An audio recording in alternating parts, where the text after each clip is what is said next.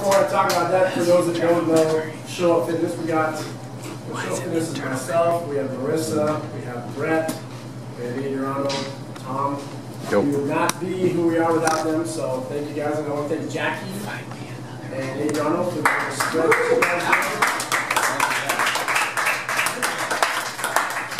was talking to Coach before, I'm not gonna lie, I was a little nervous before today. Usually I talk about specifically fitness and exercise, and that's my forte. I can talk about that 5, 6, 7 drinks. Everyone's like, "What aren't you drinking?" Well, that's easy. I can go over here drunk and talk. It's pizza, chicken. Literally, we had this whole spread. The tab was $11. I'm like, that's a good comfort zone. Bad comfort zone is the stuff that we're used to. Doing things every single day. We're getting those bad habits. So last time I was just nervous before I was able to talk was at the University of Connecticut.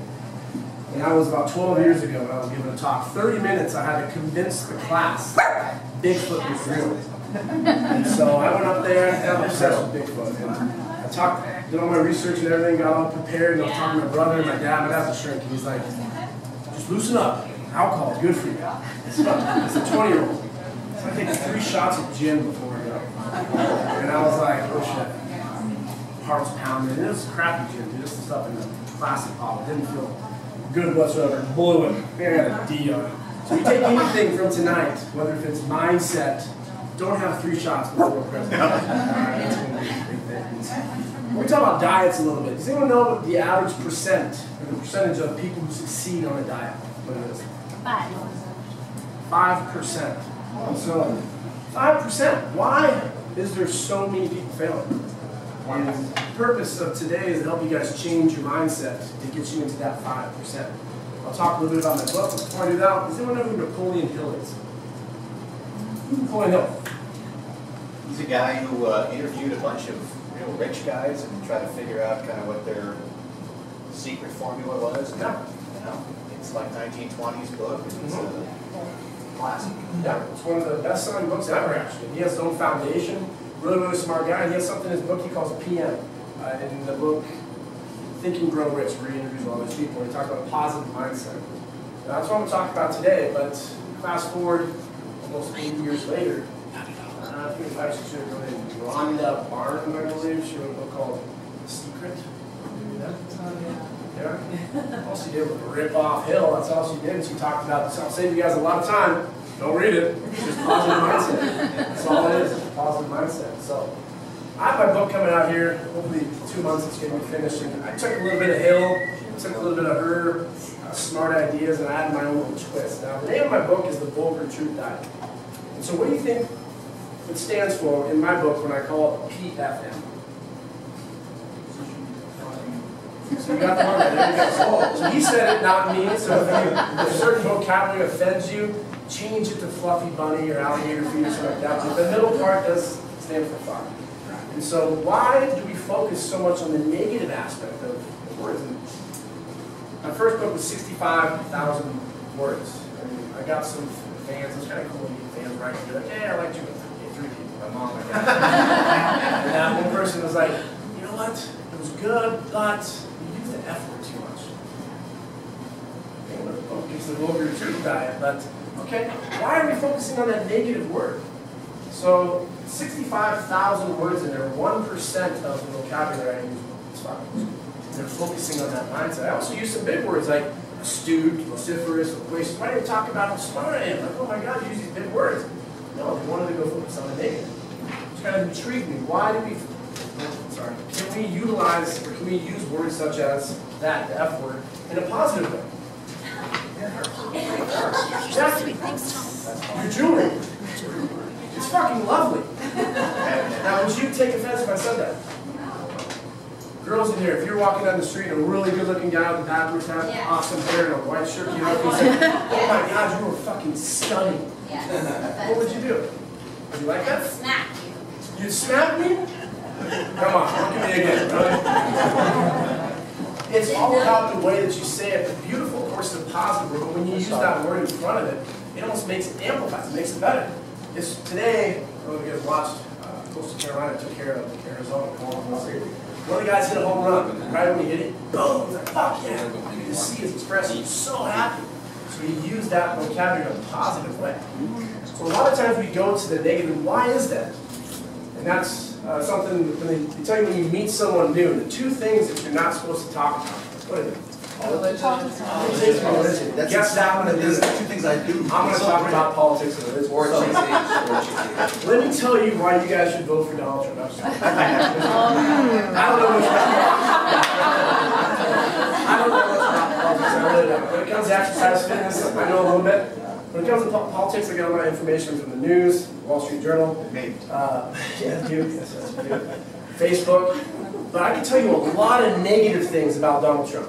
I can tell you a lot of negative things about him, but I can't tell you very many positive things. Again, our society is inundating into our mind focus on the negative. Let's take a look at this chart in front of you. So everyone should have, there should be some floating around. Who here has ever heard that carbs are bad? We all heard. Okay. Who's here heard that fat's bad? Fat's bad. Fat's bad. Carbs are bad. Protein. It's bad for your kidneys. It's bad for your liver. It's bad for your bones. What the hell are we supposed to eat? So according to this chart right here, the media tells us sugar is horrible. You eat sugar, eat salt, you go to hell and die. But if you look at the studies and actually the science behind it, what happened in 2000 with sugar consumption? Down. What's down? Yet we're getting fatter. Why? You look at something right here, the obese with low-fat guidelines. What happened in 1984? A guy named Ansel Keys, he came in with a cool little pyramid. Remember that pyramid was called? Food pyramid. Food pyramid. What did they tell us to eat? Bread. Food. Carbs. Carbs are good. Fats are bad now. So what happened when we started going on a low-fat diet? Still got fat. What the hell? So it's not carbs, it's not fat. What is it? Too much. There you go. On the bottom left one, we have since 1970, we're consuming on average an extra 450 calories per day. On top of that, you throw in, we're not exercising as much, 250 calories. Who's good at math? 900? No. Just kidding. That's 700 calories that we're consuming an extra per day. It's not the fact that it's a food group, it's the amount that we're stuffing into our mouth. There's no insulin fairy that's going to inject the fat in your thigh or your chest or your face if you eat past 8 o'clock. You can do that. It's the total amount that we're consuming. So let's flip this sucker over real quick. And you're going to see that there's a little dot. And you know what, I wish I wouldn't have braided ourselves so well with that image. It goes through. It's not supposed to go through. It's supposed to be a nice white page with a little red dot. So I want you guys to have a question. So why did obesity go up and sugar went down? What are the factors behind that? It's not sugar. What was it? Huh? That's what I was talking about. It's the bottom chart right here. Consumption of food, overall calories, not necessarily just the sugar. And lack of that. It's me. What do you expect? So if you look at this page, I want you guys to just let your mind wander for about 10 seconds. And look at that page. All right? And I'd be willing to bet our mind is going to gravitate towards that little red dot. Guess I put that there on purpose. Everyone's freaking out. What the hell is that? Your mind's going to gravitate. What that is, that's all of the stressors that we have in our life. You know, your marital life, your boyfriend, your girlfriend, your kids, your debts, your traffic that you're in, whatever it is. We cannot let that dot define who you are. There's so much today, people focus on that dot and then define who we are. That one of the purposes of tonight is not to get you guys' mindset right and to change the way you think with different perspectives. So for those of you that don't know me, I'm going to give you a couple of different scenarios of who I am. So if you don't know the soft story on Chris, my life sucks. So 2 years ago, I moved down here to Santa Monica. Now, why did I move down here? For a chick. Whatever. Ruin everything, right? So I moved down here for a girl. And she's like, hey, I want to move to Santa Monica because my family is. And being the loving boyfriend I was, I said, you know what, I'm going to do it for you because I want to be with you. And so when I was like, Santa Monica, really? And I'm thinking like, pretty boys and this guy and this guy. I don't want to be with pretty people. I'm comfortable in my home. I like it. But you know what I did? I put all my stuff in my car, uprooted myself, and went to go pick her up. And we're going to drive down to Santa Monica. When I went to go pick her up, she's crying. I'm like, oh, she's so happy to go down there. She's crying. Look at some girls, that's awesome, right? Right when I picked her up, she said, Kofi, I don't want to go. I'm like, well, thanks for letting me know. Truck's full. I'm going to go down. I had a job, luckily, so I came down here. And in the process, I got a nice little apartment, $2,500 that we're going to split. So now I'm taking it all on myself. In the Bay Area, I was paying $600 for rent. Now it's $2,500. thought it'd be really, really smart to just go with the flow and get a gym. This crap over there. And what I got is this sucker's $3,500. And you're supposed to have 6 months of rent saved up when you get business school. That's what they teach you, right? No, not a penny. I was like, hey, bank of mom and dad, maybe I can borrow 10 grand for a nice little deposit. On top of that, I racked up about 50 grand worth of debt. My brother's 6'3", I'm 6'1", I'm short. Life sucks. All my buddies right now, literally every single one of them is married. I'm the last one out of my group of 30 friends who does not have a significant other. My life sucks, it really does. And my back on top of that, I was diagnosed with a disc extrusion. If you don't know what that is, you have a herniation, which people bitch about all the time and say, oh, this hurts. 10 times worse than that is a disc protrusion, which is serious. I have a disc extrusion. So you have a disc annulus, and what that is you have your stuff come out. Don't get excited. And it's just pressing constantly on one of my nerves at me. So when I do something like this, I'm like at a 9 on pain right now, constantly. I'm constantly in a pain of about 7, 8, sometimes 9. Alcohol's a great thing, really helps bring that sucker down. I'll say the best pain that I'm in is like a 7. I constantly live with that. My life sucks. So that story sounds great. I will repeat it, do it again. Let's take a look at the other side of the story. So, Santa Monica, I'm around beautiful people. Good energy, good vibes. I really firmly believe I'm surrounded by some of the best trainers in the world. Andrew, Tom, all the guys here, all you guys. This is a great environment. You think of Show Up Fitness 3 or 4 years from now, it's going to be right up there with Equinox. One of the biggest scares a place like Equinox has are small boutique gyms like this. We're educated trainers that are changing the industry because we know what we're doing. That's scary to them. You look at, I've written a couple books. It's my 2nd book that's coming out. I've developed an app. I have a loving family. I am 6'1", the average person, what are you, 5 feet? And on top of that, what did I forget? Oh yeah, look at these locks, seriously. Who can say that they are hair like this? So what's the difference between the two?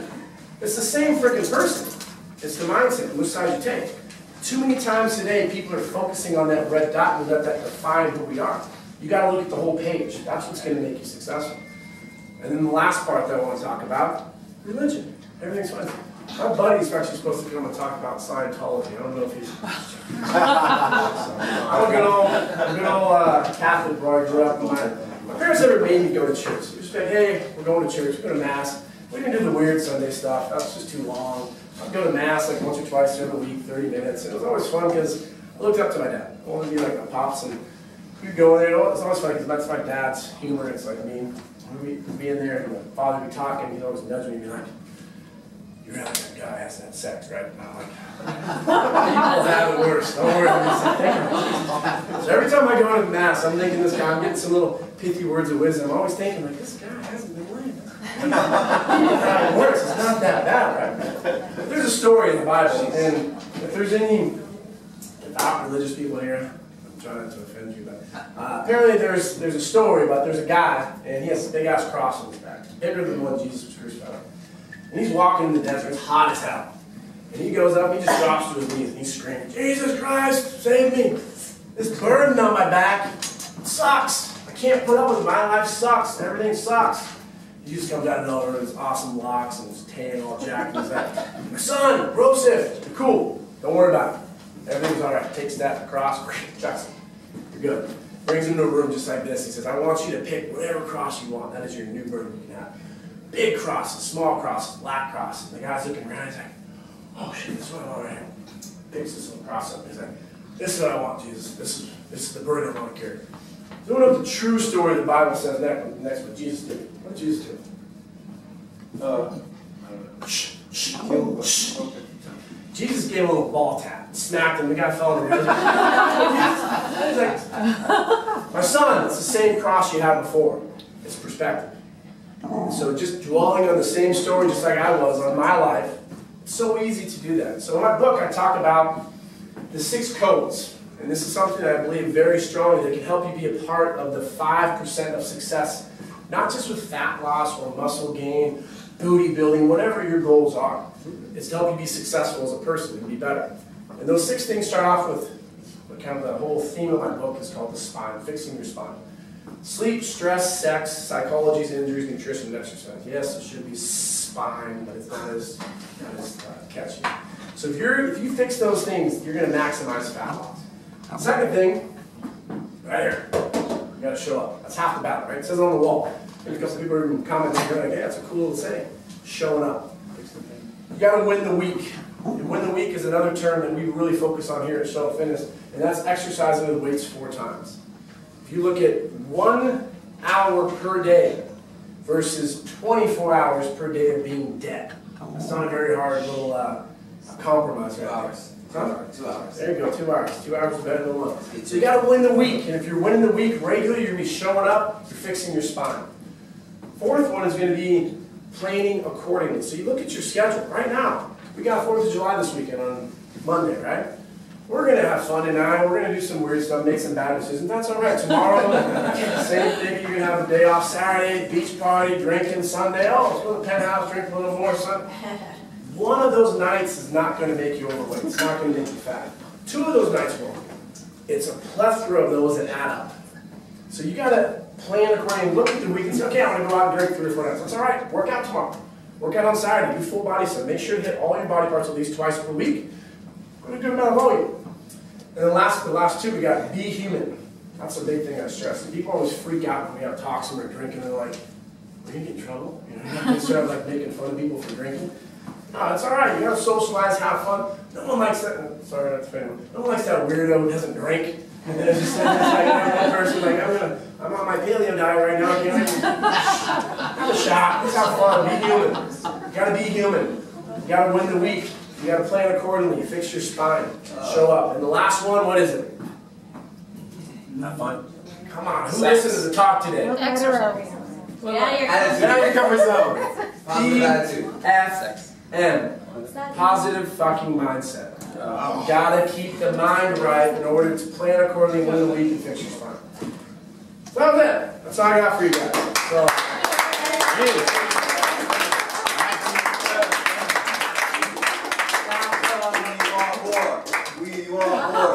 the purpose of these is just, like I said, talk a little bit about something. Talk about it. It's also good to talk about anything you guys want to talk about, any questions that you have. We have a lot of clients that have, like I heard earlier, people talking about carbs past a certain time. Now that's definitely something that we can talk to you about and educate you on. About a lot of misconceptions. That's what we're here for, to address those things. So whether it's exercising, right exercises to do, nutrition, when not to eat, whatever around those things. Feel free to ask those questions and we can address them. 2 times a week on each group for muscles? For optimal hypertrophy, yeah. Sunday is superset more, so not supersets. You have grow your muscles. So if you, how many days a week are you working out? 5. So if you're doing a stereotypical growth split, chest, back, legs, shoulders. I do growth. You do arms like 3 times. I was fat for months in the morning. You gotta make sure to hit each muscle twice. So have a day that's full body. Yeah. So when do you feel is like an ideal time to have carbs? Carbs are plant-based in our society. People, Good carbs versus bad carbs. that's kind of, again, shitty vocabulary because there's no such thing as, carbs are broken up simply into 2 things, sugar and fiber, that's it. And so you are going to use that for fuel. Now, people who are doing more, they need more carbs. If you're an athlete, if you're working out a lot, you need more fuel. So it's really hard for people to, when I give this suggestion, is you got to learn your own body. Because your body's different than mine, than his, and his. You got to learn how that fuel gets you through the day. So I like to use the example of, too many times today, and I talk about this in my book, and people will tell you, never do a book that says eliminate something. And I say eliminate grains for a month. And the reason I challenge people to do that is because of the psychology, not because of the physiology. Too many times today, it's so easy to have a carb, such as a piece of bread, a bagel, oatmeal, bread, pasta. It's so easy to have. When you eliminate that and you change your mindset, it's okay, do I need that? You don't necessarily need it. I'm not saying that is bad, I'm just trying to change your mind, because that's really important. So I'm really big into how your workouts are. If you are half-assing it and far through the workout and it's not very good, you got to carb up more. Maybe 60 to 90 to 120 minutes before the workout, have a carb source that you enjoy. Something that'd be more simple, such as bread, oatmeal, whatever works for you, smoothie. You just have to find things that work for your body. I've been working with a girl who's pescatarian. And so it's like, you can't just say, oh, have meat. You can't have that much meat. You can't make that suggestion. So it's going to be tailored for, there's a lot of us have different GI problems. gastrointestinal distress, so you have to find something that works for you. Are your workouts good? Yeah. Yeah? And then afterwards, now you just refuel. So ideally after a workout, 30 to 50 grams of protein, depending on your size. So smaller people like Joe, you're gonna get like 30. Bigger guys like me, and then for carbs, you're looking at like kind of the same ratio, 30 grams for a smaller person, 50 grams. So if you were to have something that's 30 grams of protein, 30 grams of carbs after a workout, that's gonna give you enough fuel. Most importantly, use that fuel for your next workout. Most people don't think like that. You gotta think of it as this next meal, the purpose is to build that beast so we can get that next workout made good. Anything else? What happened to your girlfriend? Did she come out? This is when I had a dream before. I never had a dream. Yeah, sorry. I had a dream that I was on a plane giving a presentation to like 200 people. I was giving a talk, and guess what happened to the plane? I'm hanging on a plane, there's that cliffhanger. I'm like, shit, what's going to happen tomorrow? The plane's going to come and a suicide bomber filming now. I was freaking out. We went our separate ways, and I'm living the single life happily. That's what happened. I've heard a lot about weights, but what about cardio? So my thing with cardio is, that's a whole other topic, but do you like cardio? Yeah. And why do you like it? Adrenaline. Okay, so you get the runner's high. Yeah. Great. So if you get the runner's high, if you're playing a sport and you need to run, great, you cardio. If you don't need to do it. Now, people have that big misconception, 3 or 4 beers, I gotta go for a run. So we're here. When we do weights, you turn into an anabolic state, which is you're building muscle. When you do cardio, you're catabolic. You break down muscle. So you're making your metabolism less, you're producing a lot of cortisol already. We're stressed out people. Cortisol loves munching up muscle, storing fat. So we're just complementing the already kind of disastrous body state that we're in. So if you do get that runner's high, I would challenge you maybe to do some resistance training stuff beforehand. If you have some weights, do some squats, curl press, do some push-ups, some step-ups, 10-15 minutes to get a little bit of damage to the muscles.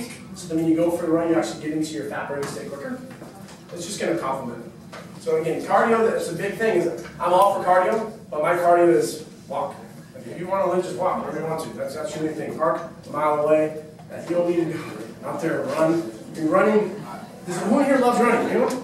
No. Yeah, great. If you I love running for you though. if you truly love running, run. I don't love that. I'll never Spinning. Huh?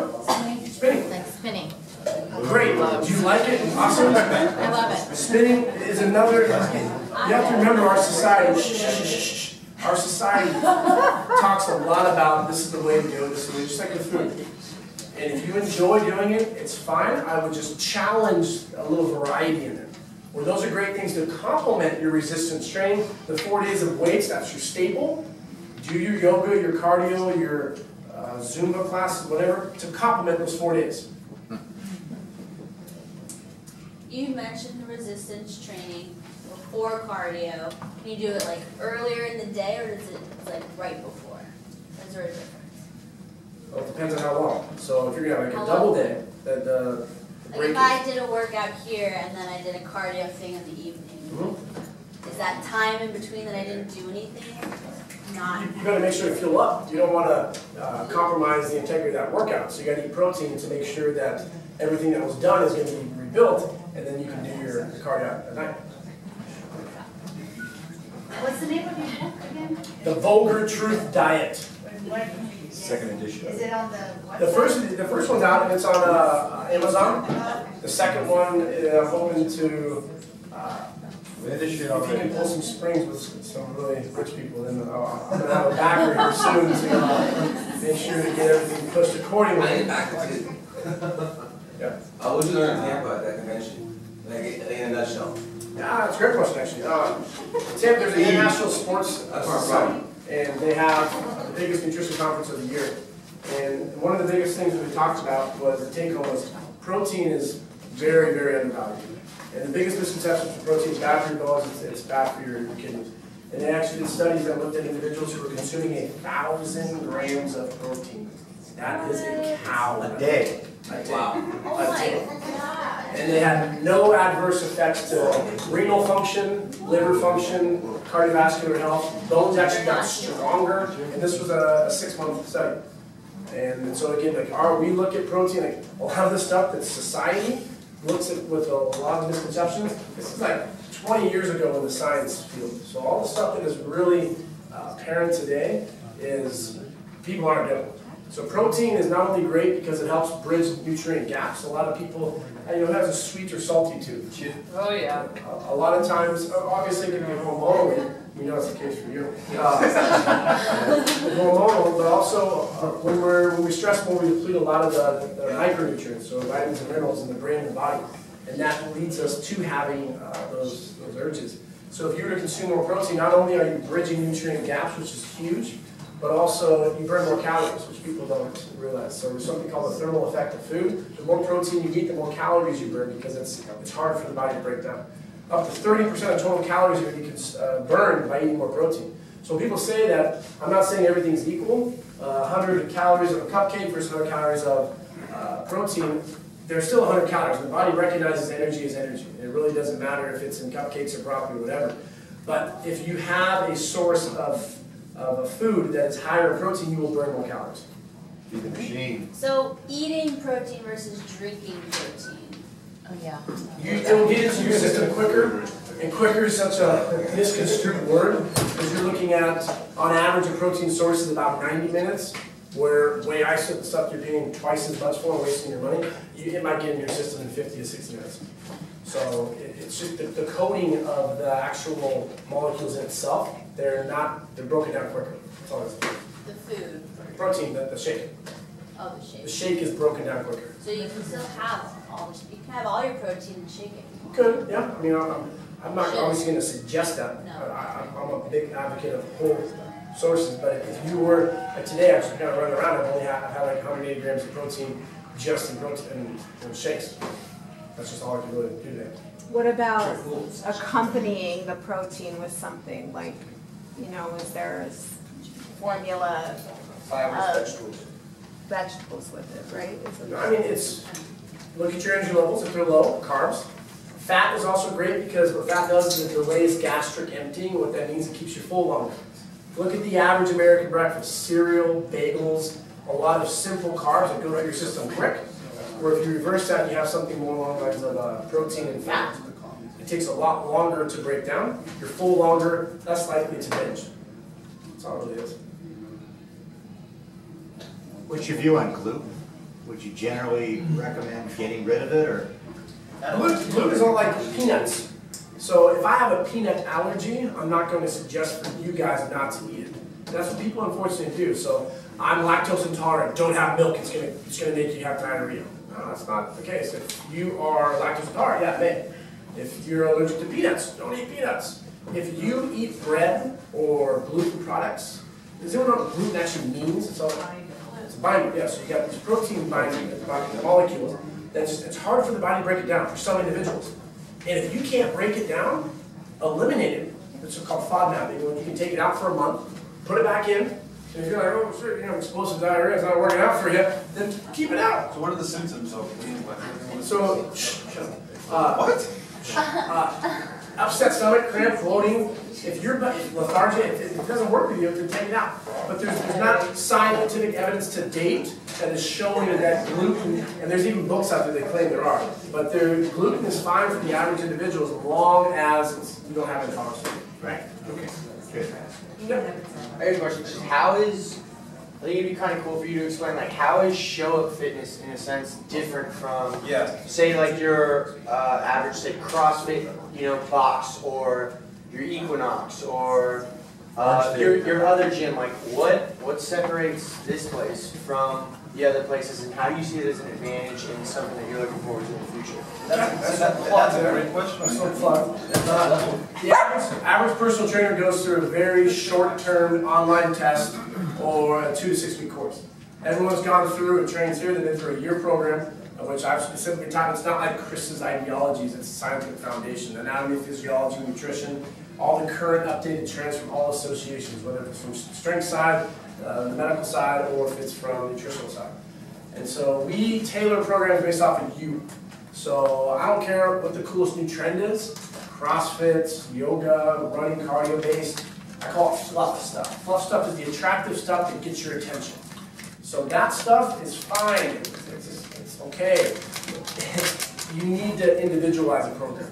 So with whatever your goals are, that's what we will tailor it for. So like we're training a lot of girls right now, and I have a group Monday, Wednesday, and Friday when I train their goals are to grow their goals. So we do heavy workouts for them specific to what their goals are. So it's all about tailoring a program based off what your client's goals are. And unfortunately today I feel like a lot of trainers, they go online, they take a test, their ego gets in the way, they don't want to continue to learn. Stuff has been shown that it's not maybe the right way, but they still continue on because, hey, I look great, I have a six-pack, therefore I can help anyone get a six-pack. Yeah. So we know the human body, which is a big difference in knowing your own body. Yeah. Great. Thank you, guys. Oh, one more. What's a good like breakfast? Good breakfast? Yeah, what do you say like this, like a healthy, something that lasts long? Hey, just a couple different things you can do. I would try to get, I guess, 30 grams of protein. That's probably one of the more important things. So whether that's a shake, whether if it's eggs, whether if it's some type of meat, whatever works for you. If you feel like when you just stick to more protein, if your energy levels are low, add a carb source, fruit or vegetable. It really just depends on your body. I challenge people in my book to fast 1 day a week. And the reason I do that is because of the mindset. Every week? To fast all day or until a once a certain week. time? Once a week. All day? All day? Just 16 hours. It sounds like a lot. If I'm trying to understand what a day is in your mind. 16, let me explain it. So 16 hours. So today I stopped eating at 8 o'clock. That means I can have my first meal tomorrow at 12. It's not that bad. Not that bad. You wake up, you have coffee, you have water. It's fine. The reason that I challenge that, there are physiological benefits such as the insulin resistance. No. So what it does is it gives your GI tract a little time to rest, which is nice. But the main thing is the hormonal profile of growth hormone. You're going to produce more of that. Growth hormone is a wonderful hormone that a lot of people aren't producing enough of. But the main reason I challenge people to do is the psychological aspect. Where people believe, we're trained, we're freaking Pavlov's dogs. And every day we got to eat at 8 o'clock, we got to eat 12, we got to eat 5, we got to have snacks, you got to eat a lot to burn more calories. But do you really? I'm willing to bet everyone has a little bit of spare change somewhere that our body will go into and use for food. So when you can go through a 16-hour fast and realize that I'm actually not hungry, it's just something I've been trained to do since birth, you get a lot of confidence. And instead of coming back to that sheet, you're not focusing on that red dot, you're focusing on everything as a unit. 1 day a week when you're not around people, Sunday, Saturday, give it a shot. So that, hopefully that helps. Like how do you measure like if you drink too much alcohol or like I mean just alcohol in general like adverse effects of Is this it? like Best friend, If you're in jail or not. best friend, activated charcoal. That stuff helps. what's that? Activated charcoal, that really helps with hangover. Yeah, but I mean like If you're waking up in the morning and you have a tachycardia where your heart rate is really racing, which means you're dehydrated, a lot of times that's all a hangover is. It's too much alcohol. It's just you're dehydrated. So have 30, 40 ounces of water before you go to bed. Throw some magnesium in there. So a lot of times you pee out a lot of the minerals. Zinc is deficient now, and your magnesium is iron. So when you replace that back in, you'll feel a lot better. And I'm a big believer in the steam room for the fact only that you are sweating right, you're not getting rid of toxins. Let's not get into that. So what you're doing is you're increasing your heart rate, so your liver is just going to be filtrating faster. And then when you're in the steam room, what are you probably going to do afterwards? shower? And then you drink a ton of water. And so all you're doing is just hydrating your body back to where you're supposed to be. It's not like you're pushing out, you may smell like alcohol, but did that answer your question? Yeah, and I was also kind of like curious diet-wise, like not the hangover, but Getting fat. I mean, is there a certain amount that you try to like limit yourself to or anything? I mean, obviously, the alcohol is for every gram of alcohol you consume, it's 7 calories of nutrients that your body doesn't do much. It's toxic. So it compromises protein synthesis. It has a lot of negative effects. There's really not much besides the inhibition and the bad decisions we make on alcohol. That's pretty much it. If you were to consume alcohol 1 or 2 times per sitting, that's fine. It's the trouble you get into when you get a blood alcohol content greater than 0.5, 0.6. Because then when you can't go to sleep, your body temperature is elevated, you can't get the deep REM, your hormones get all jacked up. So if you're doing it just socially, as to have fun, or if you're trying to get into the benefits of it, if you're looking at the beneficial route, 2 drinks max. If you're looking at socially, have fun for a night, fine, but just make sure to hydrate up.